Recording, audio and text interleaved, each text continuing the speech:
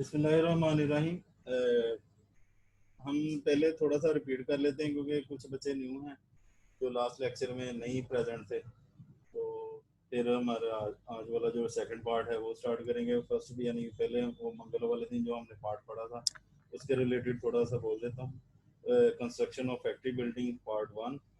तो इसमें ये था कि वॉल्स कैसी होनी चाहिए जो कि प्रोसेसिंग एरिया में मटेरियल वगैरह यूज़ करना है, वॉल्स के लिए वो कैसा होना चाहिए। तो सबसे पहले था कि वाज इंपीरियस, नॉन ऑब्जर्वेंट और नॉन टॉक्सिक होनी चाहिए।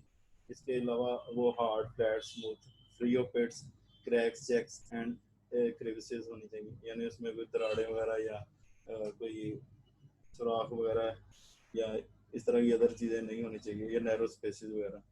और वो वॉशेबल हो और रेजिस्टेंस टू डिटर्जेंट हों, यानी कि अगर हम डिटर्जेंट वगैरह यूज़ करें टू रिमूव द स्पेल तो वो उसे विथस्टैंड करें, ड्यूरेबल हों। तो इसके अलावा प्रॉपरली इंस्टॉल हों, सील्ड हो और कवर्ड हों। तो नेक्स्ट आ जाता है इसमें कि what types of surface material use. तो different types of surface material use for the construction of walls. तो नंबर 1 था उसमें सीमलेस पोर्ड कंक्रीट। कंक्रीट होता है यानी कि जो रेत, सीमेंट, बजरी वगैरह से मिलकर बने होते हैं। तो इसमें ये such type of material are recommended for the food processing industry. तो इस तरह का मटेरियल जो है वो रिक्वायर होता है। तो इसे ये विथस्टैंड करता है डिफरेंट टेम्परेचर और अदर कंडीशंस पे, और सूटेबल है कि अगर हम डिटर्जेंट और सैनिटाइजर वगैरह या दूसरी मटीरियल सफाई वगैरह करने के लिए जो मटेरियल यूज़ करेंगे तो वो उसे विथस्टैंड करेगा। इसके अलावा इसे हम सेमी ग्लॉस या एपॉक्सी एनामल के साथ की मदद से हम इसे पेंटिंग वगैरह भी कर सकते हैं। इसके अलावा जो कंक्रीट ब्लॉक वॉल दूसरी टाइप है वो कंक्रीट ब्लॉक वॉल्स हैं। तो ये भी गुड हैं क्योंकि ये heavy density non porous blocks हैं। तो इसकी भी पेंटिंग वगैरह इस्तेमाल करके पेंटिंग वगैरह तो हम यूजेबल हैं। तो इसके अलावा फाइबर ग्लास पैनल यूज़ होते हैं फॉर फूड इंडस्ट्री। ये भी हार्ड हैं, अगर प्रॉपरली इंस्टॉल्ड हो तो ये हार्ड हैं, ड्यूरेबल हैं और क्लीनेबल सर्फेस हैं। और अगर ये प्रॉपरली इंस्टॉल ना हो फाइबर ग्लास वगैरह तो फिर ये जो इसकी रिक्वायर्ड डिज़ायर करेक्टरिस्टिक्स है वो हमें हासिल नहीं होंगे।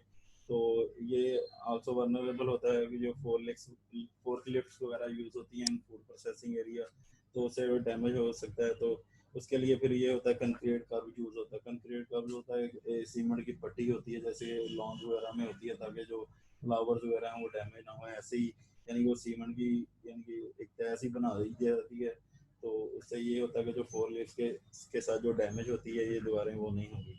उसके बाद आ जाता है ग्लेज सिरामिक टाइल्स। तो ये ग्लेज सिरामिक टाइल्स जो होती हैं ये ड्यूरेबल होती हैं और resistant to wide range of chemicals होती हैं। तो इसे हम डेयरी, मीट या अदर बेवरेज फूड इंडस्ट्री में हम यूज़ कर सकते हैं। तो इसके बाद आ जाता है वुड। वुड जो है वो एक्सेप्टेबल नहीं है। वुड दो किस्म की होती है, प्लाईवुड और प्रेस्ड वुड, क्योंकि इसमें पोरोसिटी बहुत ज़्यादा होती है। पोरोसिटी होती है white spaces with in the material, तो इसे हम यूज़ नहीं कर सकते। इसके बाद आ जाता है मेटल पैनल्स। मेटल पैनल जो होते हैं वो भी रिकमेंडेड नहीं होते, क्योंकि डिफरेंट टाइप की हीटिंग और प्रेशर वगैरह पे यानी कि प्रोसेस होते हैं इन फूड प्रोसेसिंग इंडस्ट्री, तो फिर वो एक्सपेंशन और कंट्रैक्शन वगैरह हो जाती है। इसके अलावा जो बुखारात वगैरह कंडेंसेशन का प्रोसेस होता है उससे भी यानी क्रोजन वगैरह के चांसेस होते हैं, और जिससे यानी कि स्पिल वगैरह क्रिएट होती हैं और micro organism will be grow. तो इसके बाद आया था जंक्चर्स। तो जो वाल और फ्लोर के दरमियान जो मिलाप होता है ना, यानी एक कोना जिसे कहते हैं यानी कि उर्दू में, तो उस कोना जो है वो एक्चुअली जंक्चर होता है। तो ये जो जंक्चर है ये कर्व्ड होना चाहिए, स्लोप्ड होना चाहिए। क्यों होना चाहिए कर्व या स्लोप? इसलिए होना चाहिए कि जो मट्टी वगैरह है वो डस्ट डर्ट वगैरह वो कम्युलेट ना हो और इजीली क्लीनेबल हो। इसके बाद हमने पढ़ा था कि डोर्स और विंडो किस टाइप के होने चाहिए जो कि फूड प्रोसेसिंग इंडस्ट्री में यूज होने चाहिए। जो डोर्स हैं वो सेल्फ क्लोजिंग होने चाहिए, क्योंकि बार बार दरवाजे यानी बंद करना इशू ना हो। तो इसके अलावा जो डस्ट डर्ट वगैरह है वो कम्युलेट है वो अंदर दाखिल ना हो सके, इंसेक्ट्स वगैरह। तो अगर बहुत ज़्यादा तादाद में डस्ट बार बार यानी रीओपन होता है, तो फिर उसके लिए ये होता है वायर नेट्स वगैरह यूज़ होती हैं, ताकि जो इंसेक्ट्स और रोडेंट्स वगैरह या डस्ट डर्ट वगैरह है तो वो प्रेमिसेस में एडमिट ना हो। इसके बाद आ जाता है इसके बाद आ जाता है विंडोज एक ऐसी होनी चाहिए। विंडो जो होती हैं ये should be fitted with screen, तो इसमें स्क्रीन वगैरह लगी होनी चाहिए। इसके अलावा एक होती है विंडो सिल, यानी जो विंडो का नीचे वाला पार्ट होता है जिसपे विंडो यानी खड़ी होती है उसे कहते हैं विंडो सिल। तो वो भी यानी स्लोपी होनी चाहिए, यानी स्मूथ नहीं होनी चाहिए। अगर स्मूथ होगी तो उसमें भी चांसेस यही है कि डस्ट डर्ट वगैरह अकोमोडेट हो जाए। उसके बाद नेक्स्ट था सीलिंग और रूफ। तो सीलिंग और रूफ के लिए कौन कौन से मटेरियल यूज होते हैं, इसमें डिफरेंट मटेरियल यूज होते हैं। तो जो मोस्टली रिकमेंडेड है वो concrete ceilings are often recommended, क्योंकि ये ड्यूरेबल भी हैं और स्मूथ भी हैं। तो जो इसके अलावा मेटल लकड़ी वगैरह यानी ये इसको अवॉइड करना चाहिए, क्योंकि ना तो ये इजीली क्लीनेबल है और उसके अलावा जो condensation problem there should be also there. तो इसके अलावा जो आजकल जो ट्रेंड है वो ये है कि फॉल्स सीलिंग का फैशन है। तो यानी जो हम मोस्टली घरों ड्राइंग रूम वगैरह में यूज़ करते हैं। तो जो इसके ऊपर छत के यानी कि नीचे ये बनाई जाती है, तो इसके नीचे जो स्पेस बच जाती है उसे कहते हैं क्रॉल स्पेस। तो वो क्रॉल स्पेस को हम डिफरेंट यूटिलिटीज के लिए यूज़ करते हैं, लाइक वायरिंग वगैरह या प्लम्बिंग वगैरह के लिए। तो इसका एक ये नुकसान होता है कि जो स्पेसिस रह जाती हैं दरमियान वो डस्ट डर्ट वगैरह वहाँ कम्पलेट होने के चांसेस होते हैं। इसके अलावा इनको यानी सफाई सुथराई का भी यानी कि ये don't with stand with the detergents और अदर सूटेबल कंडीशंस। तो फिर रूफ डिज़ाइन तो इसके अलावा डिफरेंट जो बिल्डर्स हैं वो प्रेफर करते हैं टार और ग्रेवर रूफ का। टार ये होती है तारकोल, और यानी तारकोल की मदद से यानी और एक होता है केमिकल असफाल्ट। तो इसके मिक्सचर से जो बनती है उसे कहते हैं टार और ग्रेवर रूफ। तो ये भी रिकमेंडेड नहीं होती है, होती तो ये स्ट्रॉन्ग है पर इसके भी ये क्लीनिंग इशू आ जाते हैं। इसके बाद हमने पढ़ा था व्हाट इज वेंटिलेशन। तो वेंटिलेशन होता है जो स्मोक फ्यूम्स और जो गैसेस वगैरह प्रोड्यूस होती हैं with in the processing area, उन्हें कैसे रिमूव करना है। तो वो मैकेनिकली वेंटिलेशन का प्रोसेस है। इसमें डिफरेंट इक्विपमेंट्स यूज होते हैं like fans, exhaust duct work and extraction unit और एसी वगैरह यूज करते हैं। और several interlock and airlock system also used.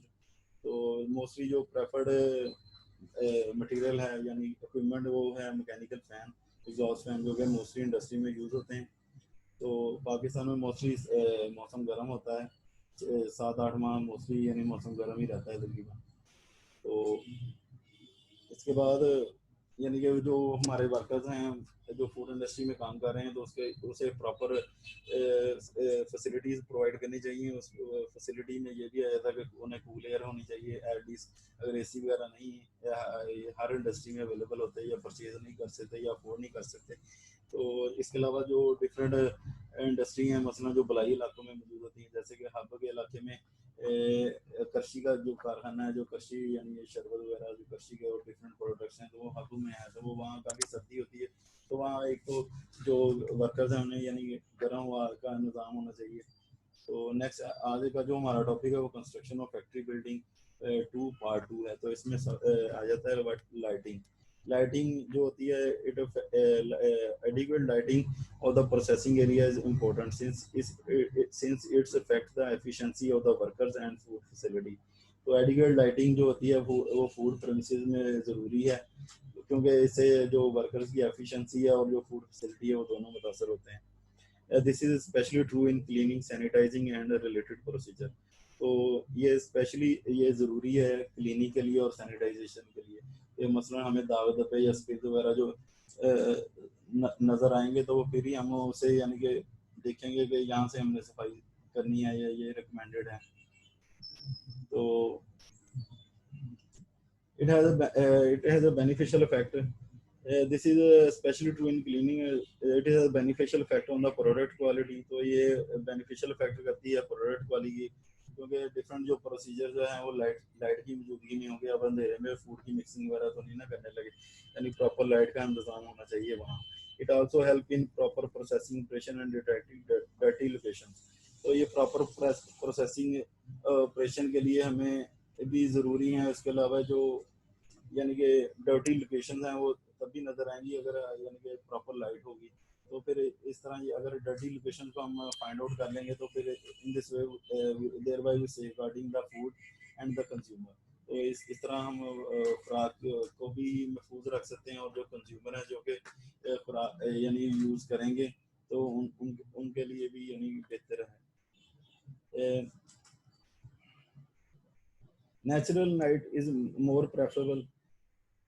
जो नेचुरली लाइट होती है मसलन वो डिफरेंट लोकेशन से आई जाती है, यानी कि अगर फुली बंद भी है ना तो कहीं ना कहीं से लाइट, यानी मसलन खिड़कियों वगैरह से या रोशनदानों से या एग्जॉस्ट फैन जो लगे होते हैं वहाँ से लाइट जो होती है वो प्रेमिसेस में एंटर हो जाती है। But where is not possible the working area must be articulated with artificial light such as fluorescent provided by fluorescent tube. तो अगर प्रॉपर अरेंजमेंट नहीं है लाइट वगैरह का तो फिर हम उसमें यूज आर्टिफिशियल लाइट्स यूज करते हैं, फ्लोरेसेंट ट्यूब्स वगैरह। तो the intensity of the light in each area differ. तो जो लाइट की इंटेंसिटी जो हमें रिक्वायर होती है वो ईच एरिया में डिफर करती है। मसलन more light is needed to in the product inspection area. तो जो प्रोडक्ट का इंस्पेक्शन एरिया तो उसमें जो हमें लाइट की रिक्वायरमेंट होती है वो ज़्यादा होती है as compare to the packaging department and the maintenance area slightly less light is required. तो जो पैकेजिंग एरिया है उसमें भी लाइट इतनी ज़्यादा ज़रूरी तेज़ यानी इंटेंसिटी वाली नहीं चाहिए, और जो मेंटेनेंस एरियाज होते हैं जहाँ डिफरेंट टाइप्स की मेंटेनेंस हो रही होती है तो वहाँ भी हमें जो लाइट की इंटेंसिटी है वो कम चाहिए होती है। Normal light is sufficient in raw material receiving. तो जो नॉर्मल लाइट है यानी कि डिफरेंट फिनोमिना हैं जो फूड प्रोसेसिंग एरिया में हो रहे हैं वो नॉर्मल, ये जो हम डिस्कस करेंगे ये नॉर्मल लाइट में हो जाते हैं। Normal light is sufficient in raw material receiving. जो रॉ मटेरियल हम रिसीव कर रहे हैं तो वो नॉर्मल लाइट में यानी नेचुरल लाइट में, क्योंकि रिसीविंग जो होती है वो फूड प्रोसेसिंग एरिया के बाहर ही होती है, जो इंडस्ट्री के बाहर जो लोडिंग अनलोडिंग वगैरह होती है। तो इंग्रेडिएंट वेयर हाउसेज जो इंग्रेडिएंट जहाँ वो हम डिफरेंट इंग्रेडिएंट्स वगैरह स्टोर करते हैं, और बल्क इंग्रेडिएंट स्टोरेज मसलन फ्लोर इंडस्ट्री में है तो जो गंदम की बोरियां वगैरह स्टोर की होती हैं तो वहाँ भी यानी लाइट बहुत ज़्यादा इंटेंसिटी में नहीं चाहिए होती। इसके अलावा जो फिनिश प्रोडक्ट वेयर हाउस है वहाँ भी यानी कि मुनासिब लाइट चाहिए होती है। इसके अलावा जो कैफेटेरिया वगैरह होते हैं जहाँ वर्कर्स अपने ब्रेक में सस्ताते हैं या चाय वगैरह या खाना शाना खा लेते हैं। तो इसके अलावा जो लॉकर रूम्स हैं वहाँ भी यानी लाइट रिजनेबल क्वांटिटी में, और जो रेस्ट रूम है जहाँ अगर ब्रेक वगैरह में अगर टाइम है तो अगर कोई वर्कर रेस्ट करना चाहता है तो यानी कि वो नॉर्मल लाइट में ये सारे फंक्शन परफॉर्म हो सकते हैं। Recommended light level very between regulatory fishers and other sources. तो नेट्स है लाइट फिक्सर। लाइट फिक्सर क्या होता है? An electrical device which contain an electric lamp for fluorescent। तो यानी जो डिफरेंट यानी ट्यूबलाइट्स जो प्लास्टिक यानी प्लास्टिक की या जो ग्लोव्स वगैरह यूज होते हैं फॉर डिफरेंट इंडस्ट्री, तो फिर ये इसे कहते हैं लाइट फिक्सर। तो light fixer should be the type of proof for food facilities. तो लाइट फिक्सर जो फूड फैसिलिटीज में हमने यूज करना है वो ऐसा होना चाहिए जो कि proof for food facilities and should be equipped with break resistant lenses and should be equipped with the break resistant lenses or shatter proof shielding।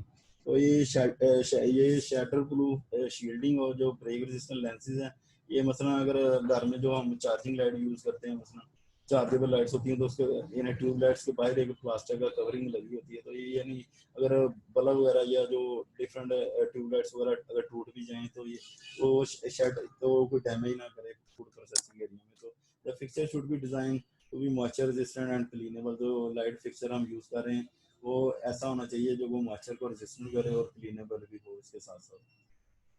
Next है द ऑक्सिलरी फैसिलिटीज। तो ऑक्सिलरी फैसिलिटीज में different जो facilities आ जाती हैं जो workers के लिए require होती हैं या जो फूड इंडस्ट्री प्रोवाइड करती है वर्कर्स के लिए उसे कहते हैं auxiliary facility. Auxiliary literally mean मावन। तो फर्स्ट ऑफ ऑल है cloak room and sanitary facilities. तो क्लॉक रूम क्या होती है? Place where outfit clothes and luggage left. तो जहाँ ये वर्कर्स वगैरह अपने जो यानी उनके जो घर वाले आउटर ड्रेसेस होते हैं वो उतार के जो अपने ये यूनिफॉर्म जो इंडस्ट्री का है वो पहन लेते हैं। तो उसे वो एरिया जो होता है वो क्लॉक रूम यानी उसमें अपना वो लगेज सामान वगैरह जो भी चीज़ें वगैरह वो छोड़ जाते हैं। While designing food premises, provision must be made for cloakroom and sanitary facilities for workers.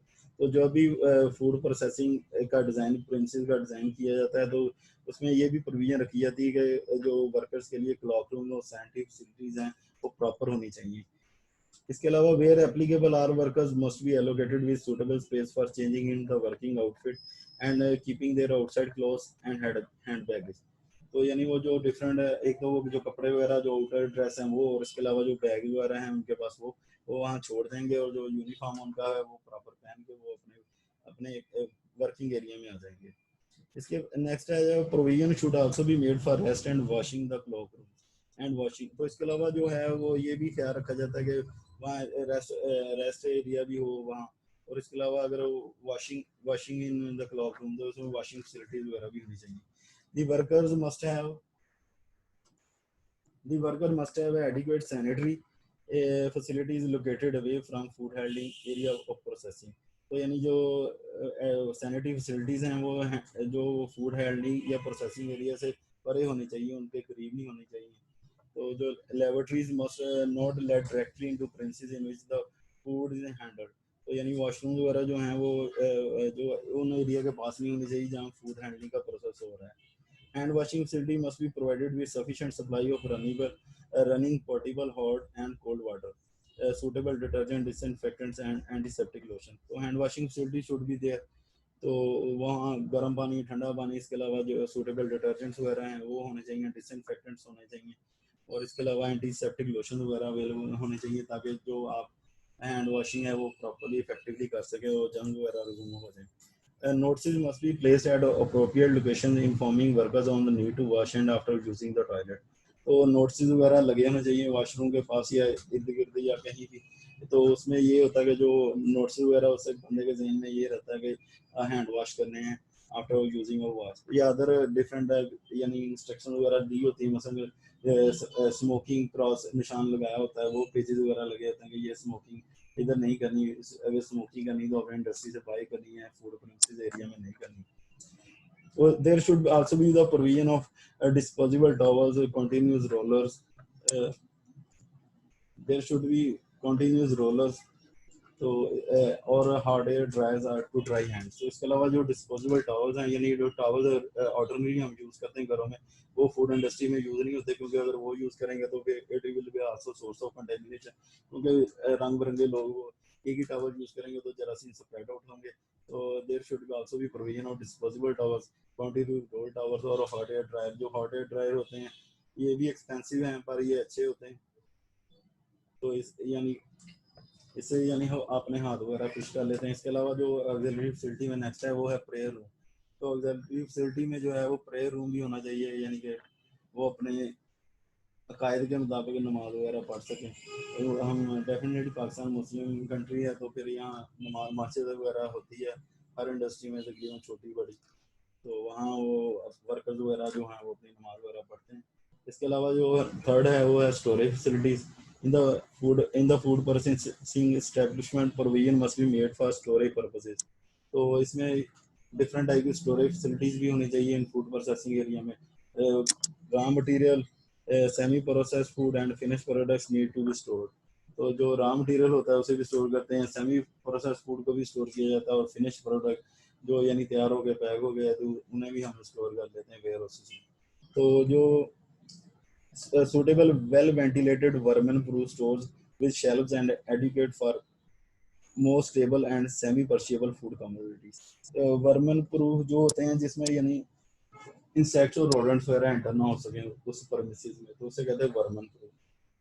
तो इस तरह की यानी कि स्टोरेज वगैरह होने चाहिए जिसमें हम स्टेबल और सेमी परशेबल फूड कमोडिटीज को स्टोर कर सकें। इसके अलावा कोल्ड स्टोर्स और फ्रीजर में भी necessary to store many perishable and prepared food. तो जो परशेबल फूड्स होती हैं और जो या जो तैयार फूड है उसे हम स्टोर करने के लिए फ्रीजर वगैरह यूज करते हैं या प्रिपेयर फूड के लिए। तो जो परशेबल फूड स्टेबल फूड होती हैं इसमें मॉइस्चर लेवल कम होता है और इसे यानी कि बहुत ज़्यादा एटमॉस्फेयर की ज़रूरत नहीं होती। तो इसमें 15% से कम होता है मॉइस्चर, और इसे हमें 1 to 3 years या मोर इसे हम स्टोर कर सकते हैं प्रोडक्ट्स को जो स्टेबल फूड है। तो इसके अलावा जो सेमी पर्शिएबल है उसमें 65 से 85% तक मॉइस्चर होता है, तो उसे वो फ्यू वीक्स से टू फ्यू मंथ्स इसकी शेल्फ लाइफ है। तो जो पर्शिएबल होते हैं वो उनकी शेल्फ लाइफ कम होती है, अप टू 95% मॉइस्चर कंटेंट होता है, और इसकी जो शेल्फ लाइफ होती है वो few days to 1 to 2 week होती है। तो जो स्टोरेज फैसिलिटीज है उसमें एक कार्डिनल रूल फॉलो किया जाता है, first in first out rule follow किया जाता है। First in first out rule ये है कि जो चीज़ पहले आई है वो पहले निकल भी जाए। मसलन कि अगर आज हमने प्रोडक्ट बनाई है तो वो यानी कि उस हिसाब से निकलनी भी चाहिए, ये नहीं कि जो 1 साल पहले की प्रोडक्ट है वो उधर पड़ी है, जो हमने 2-4 दिन पहले बनाई है वो हमने बाहर निकाल दी है फॉर सेल। तो ऐसा नहीं होना चाहिए। नेक्स्ट है क्वालिटी कंट्रोल लैब। तो क्वालिटी कंट्रोल लैब हर फूड इंडस्ट्री में होती है to perform different test of the raw material as well as the finish product. तो it is essential part of food processing plant. तो जो quality lab होती है ये एसेंशियल पार्ट होता है फूड प्रोसेसिंग प्लांट का। Adequate space must be allocated for this. तो इसके लिए जो है वो प्रॉपर स्पेस दी जाती है क्वालिटी कंट्रोल लैब के लिए। It should have provision for chemical, microbiological and sensitive evaluation of food. तो डिफरेंट टाइप्स के जो टेस्ट होते हैं, फिजिको केमिकल, बायोकेमिकल, माइक्रोबायोलॉजिकल और सेंसिटिव इवैल्यूएशन। तो सेंसिटिव इवैल्यूएशन जो होती है ये डिफरेंट एस्पेक्ट्स के लिहाज से होती है, colour, texture, taste, overall acceptability. तो इसके भी काफ़ी रूल्स हैं। It should be preferably be located adjacent to the processing area. तो जो क्वालिटी कंट्रोल है वो प्रेफरली उसे यही प्रेफरेंस की जाती है कि वो प्रोसेसिंग एरिया के पास हो। नेक्स्ट है वाटर सप्लाई। तो water supply, there must be an adequate supply of potable water as specified in Council Directive 80/77/778 EEC। European economic community का ये शिफ्ट है जो बोली आ रही है relating to the quality of food intended for human consumption. तो जो क्वालिटी वाटर है जो कि यानी पीने के काबिल है वो वाफर मकदार में मौजूद होना चाहिए in food industry. This portable water में be use to ensure decontamination of raw material. तो ये पोर्टेबल वाटर है में इसे पीने के अलावा हम जो फूड रॉ मटेरियल है उसे हम डिकंटामिनेट करने के लिए भी यूज कर सकते हैं। तो इसके अलावा ice must be made from water which meets the specification of potable water। तो जो आइस जो है ये भी इंग्रेडिएंट होता है डिफरेंट प्रोडक्ट्स का, ये भी फूड प्रोसेसिंग एरिया में यूज होती है। तो ये उस पानी से बनानी चाहिए जो कि पोर्टेबल हो और पीने के काबिल हो, क्योंकि ये डायरेक्टली हम फूड में ऐड कर रहे हैं या फूड के लिए यूज़ कर रहे हैं। तो किसी किस्म का यानी कि उसमें हेल्थ हैजर्ड चांसेस ना हो कंटेमिनेशन के। तो इसके अलावा it must be handle stored under condition which protected from आग। तो इसे हम जब बनाना है जैसे इसके केयर करनी है, जैसे स्टोर वगैरह करना है, हैंडल करना है, तो ये कंटेमिनेशन के चांसेस कम से कम हो इसमें एंटर होने। ये जो होती है ये वेट आइस है मसलन जो पानी से बनी होती है। इसके अलावा ड्राई आइस भी यूज़ करते हैं। जो ड्राई आइस होती है it is a solid form of carbon dioxide. It is mainly use as a cooling agent. यानी जो कार्बन डाइऑक्साइड सॉलिड फॉर्म में होती है उसे ड्राई आइस कहते हैं। तो it has the ability to lower the temperature as compare to the wet ice. तो ये वेट आइस से ज़्यादा यानी कि ड्राई आइस जो है वो मोर इफेक्टिव है as compare to the wet ice. इसके अलावा जो पोर्टेबल वाटर है उसे हम जो स्टीम बनाएंगे, क्योंकि it is used directly in contact with the food, must not contain any substance which present a hazard और हेल्थ और is likely to contaminate the food. तो जो स्टीम वगैरह यूज करेंगे फॉर डिफरेंट प्रोसेसिंग प्रोसीजर्स के लिए, तो इसमें भी फिर यही है कि जो does not contain any harmless harm substance. तो water used for steam generation, refrigeration, fire control, and other similar purposes not relating to food must be conducted in separate systems। तो अगर हम यानी कि ये पोर्टेबल के अलावा भी बात कर रहे हैं, मतलब स्टीम जनरेशन के लिए भी पोर्टेबल वाटर यानी जो पीने वाला पानी वो नहीं यूज़ करेंगे। रेफ्रिजरेशन जो यानी कि एक तो होता है एसी वगैरह, ऐसे कोई तो रेफ्रिजरेशन प्लांट लगे होते हैं, क्योंकि वहाँ अब 2-4 एसियों से तो काम नहीं पड़ेगा, वहाँ सेंट्रल एसी सिस्टम होता है, वो रेफ्रिजरेशन के लिए पानी चाहिए होता है। इसके अलावा फायर कंट्रोल वगैरह अगर खुदा ना खासा कोई आग वगैरह लग जाए तो उसके लिए भी पोर्टेबल वाटर होना ज़रूरी नहीं है। तो इस तरह के फंक्शन के लिए कि लहदा सेपरेट सिस्टम होना चाहिए जो कि मिक्स ना हो सके, जो हम पोर्टेबल वाटर के लिए यूज़ कर रहे हैं।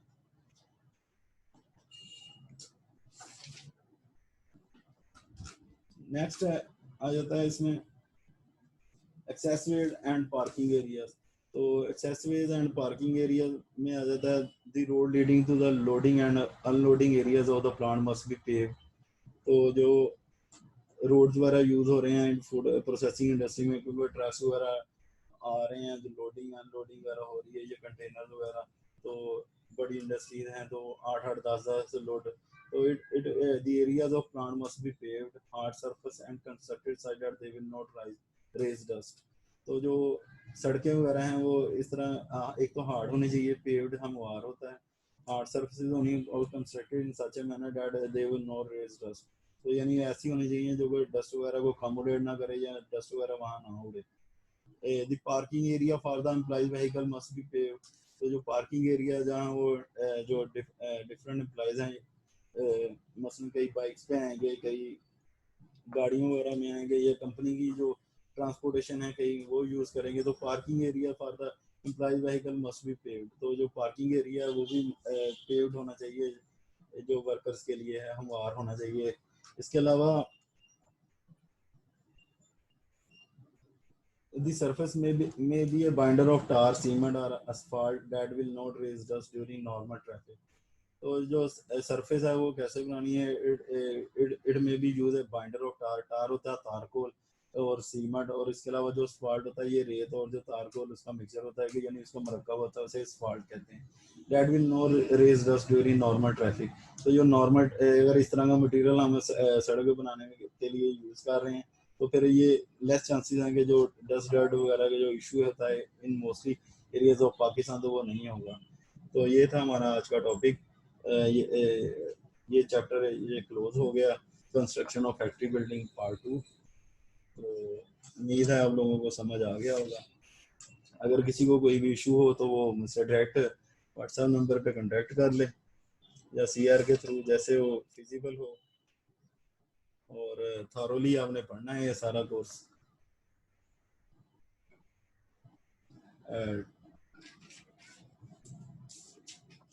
ठीक है जी, ओके, ठीक है जी, अल्लाह हाफिज़।